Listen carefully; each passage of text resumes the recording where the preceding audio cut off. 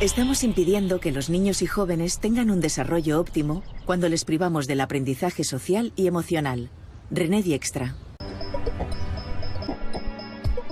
Un niño que conoce y sabe gestionar sus emociones no solo tendrá mejores resultados académicos, sino que estará más preparado para el mundo laboral. Mediante programas probados científicamente, es posible desarrollar lo que llaman habilidades para la vida, es decir, una serie de destrezas en el ámbito social, emocional y ético, que complementan y optimizan las habilidades cognitivas e intelectuales. Hoy en Redes, Elsa Punset charla con el psicólogo y experto en educación emocional, René Dijkstra, con quien veremos en qué situación se encuentra actualmente el aprendizaje de esta disciplina y qué ventajas concretas tiene en el desarrollo de niños y jóvenes.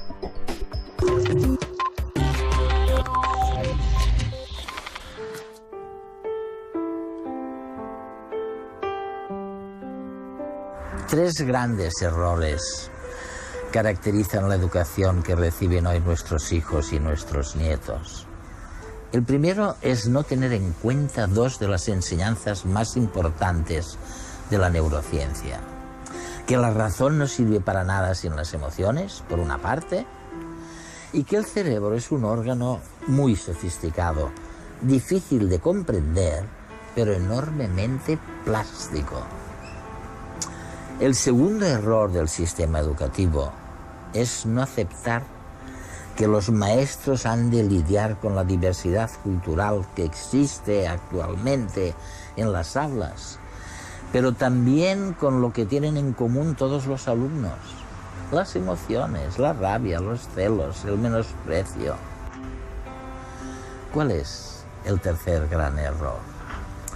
El tercer gran error de las escuelas de este siglo es la jerarquización de las asignaturas que arrastramos de siglos pasados. Y es que hoy en día es perjudicial colocar en el último eslabón, detrás de las matemáticas, la lengua y las humanidades, las materias creativas y artísticas. Para corregir estos errores, lo más eficaz es introducir en las aulas el aprendizaje social y emocional. Y es de eso de lo que vamos a hablar hoy en Redes. Si le enseño a un niño a interpretar bien las emociones de otros, mejorará su capacidad de conectar, de construir relaciones con otros y de empatizar con ellos.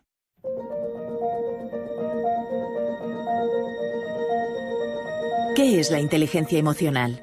¿Se trata de uno más de nuestros distintos tipos de inteligencia, como la espacial o la verbal? La respuesta es no. Ni tenemos un módulo de nuestra inteligencia dedicado a las emociones, ni se trata de una de las famosas inteligencias múltiples que describió Howard Gardner en los años 80 del siglo pasado. Según la teoría de Gardner, que no ha sido avalada universalmente por la comunidad científica, existen tantas formas de aprender como tipos de inteligencia múltiples básicas: visual espacial, verbal, cenestésica, lógico-matemática, musical, etc. En cambio, hablar de inteligencia emocional implica hablar del funcionamiento de todo nuestro cerebro, con el aval de los enormes avances de la neurociencia de las últimas décadas. Estos descubrimientos nos han permitido sacar a las emociones del rincón profundo y marginado donde se hallaban. Durante siglos, la ciencia no las consideró objeto de estudio, y la sociedad las menospreciaba a la hora de tomar decisiones o de emitir un razonamiento. Ahora sabemos que la emoción interfiere con la razón, y la razón modifica la emoción. No se pueden separar. Otro descubrimiento capital para poder hablar de inteligencia y de educación emocional es la plasticidad del cerebro. Las experiencias, los pensamientos, los sentimientos, todo está continuamente modificando las conexiones entre las neuronas. Desde el nacimiento hasta la vejez, podemos aprender y desaprender. Incluso nuestras emociones son moldeables. Por lo tanto, la inteligencia emocional no es más que la asunción de que nuestra inteligencia es emocional y de que podemos educarla con las prácticas adecuadas.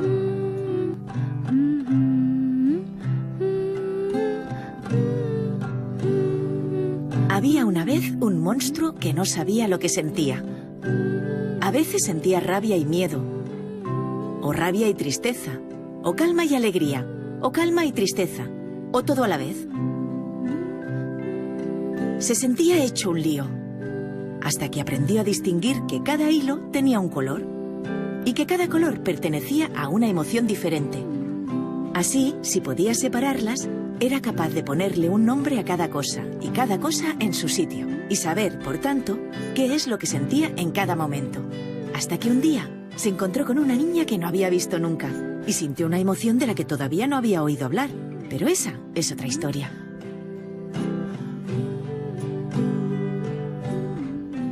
¿Cuándo podemos empezar a enseñar a los niños acerca de sus emociones?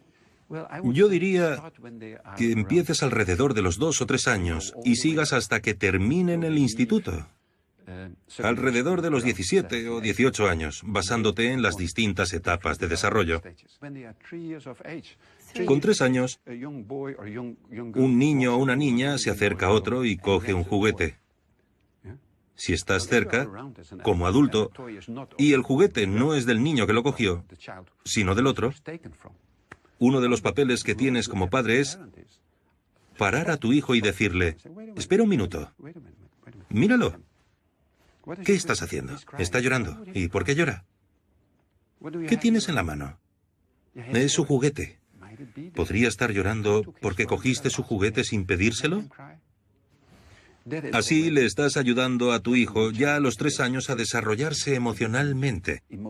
Y a ser consciente. Sí, a desarrollarse y ser consciente. Y si lo vas reforzando de acuerdo con las fases de desarrollo del niño, le ayudas enormemente. Las emociones son la esencia, el núcleo sobre el que se construyen las relaciones y se toman las decisiones. No son un lujo biológico. Al contrario. Y podemos educar las emociones. No son simplemente cosas naturales que traes contigo al nacer. No. Podemos educar las emociones de 2 formas. Aprender a percibirlas, a indicarlas adecuadamente. Expresarlas, pero también a gestionarlas. Entonces, si tantos datos confirman que las habilidades sociales y emocionales son importantísimas para los niños en todos los ámbitos, el empleo, sus relaciones con los demás, su salud mental... Y física, ¿por qué todas las escuelas no los ponen en práctica de la misma forma que enseñan matemáticas? ¿Por qué no enseñan estas habilidades?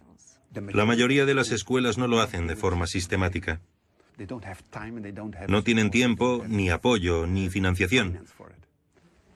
Pero lo más importante es que no saben cómo hacerlo. No se les ha asesorado respecto a cómo hacerlo de la mejor forma posible. La educación del niño deberá estar encaminada a desarrollar la personalidad, las aptitudes y la capacidad mental y física del niño hasta el máximo de sus posibilidades. Así lo dice la Convención sobre los Derechos del Niño, que entró en vigor hace más de 2 décadas. La mayoría de las escuelas y de los sistemas educativos del mundo violan ese punto de la Convención, porque la mayoría de escuelas y sistemas educativos no contemplan las medidas necesarias para el éxito académico, social y económico del niño. No se puede optimizar su desarrollo global si no se enseña al niño, entre otras cosas, a focalizar la atención, a distinguir y gestionar sus emociones, a trabajar en equipo, de manera no competitiva necesariamente. Hay una gran revolución educativa pendiente antes de cumplir la Convención sobre los Derechos del Niño de 1990. Vamos con retraso. Padres, maestros y políticos son los encargados de empezar esta revolución.